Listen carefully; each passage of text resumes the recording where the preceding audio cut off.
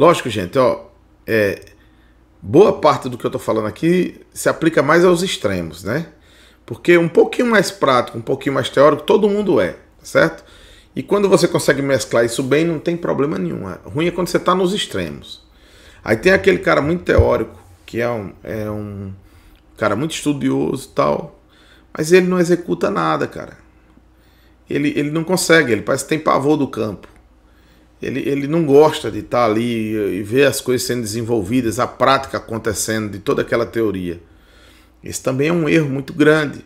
Por que é um erro muito grande? Porque as empresas, a gente já falou sobre isso aqui várias vezes no canal, elas estão atrás de soluções, pessoas que parem para resolver problemas, né? Então, à medida que você não resolve problemas, à medida que você não tem soluções a entregar para melhorar os processos, e quando eu digo melhorar o processo, é na prática, é fazer a produção aumentar lá da garrafinha de refrigerante, a produção aumentar na fábrica que faz, sei lá, Danone.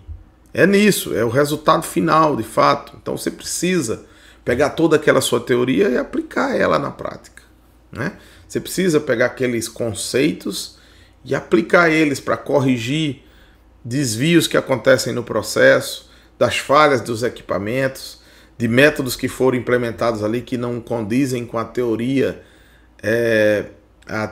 fundamentada lá na literatura. Então é isso. Então veja aqui, ó, se você está nos extremos, você nunca está bem, né? Se você está no extremo aqui da teoria, aí você está muito deslocado da realidade do campo. Mas se você está afundado no campo e longe da teoria, você está praticamente aqui morto, sem criatividade, sem soluções para apresentar. Por quê? Porque o seu mundo é muito plug and play.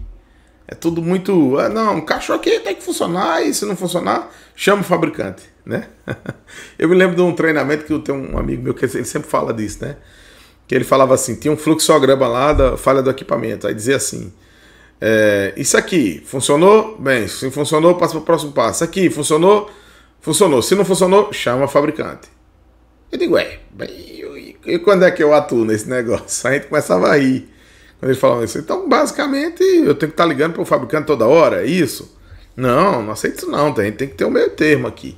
E a gente ia costurar um meio termo ali, porque não posso ficar nessa dependência toda de ligar para o fabricante toda hora, que uma coisa não acontecer como deveria, né? Tem que ter controle sobre o meu equipamento. E para ter esse controle sobre o equipamento, gente, ó, pronto, a gente entrou nesse tema. São equipamentos que já estão há um bom tempo lá, onde eu trabalho, né? E poucas pessoas mexem nele. Por quê? Porque para trabalhar com esses equipamentos, não dá para ser plug and play.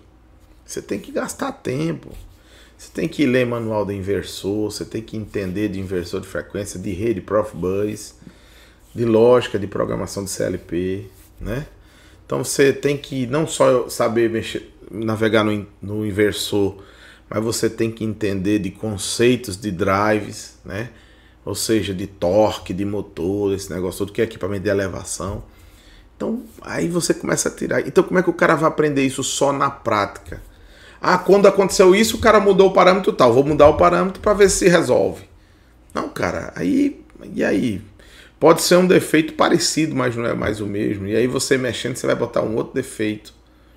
Então, a gente precisa buscar conceito. Eu até digo que desses dois, talvez o que esteja mais em perigo é aquele que não tem conceito e que já não busca mais conceito nenhum, tá? Não busca aprender mais as coisas, principalmente voltadas ali para a teoria, né? Então a gente tem que ter paciência para parar um pouquinho, para ver teoria, para ouvir ali sobre um determinado tema.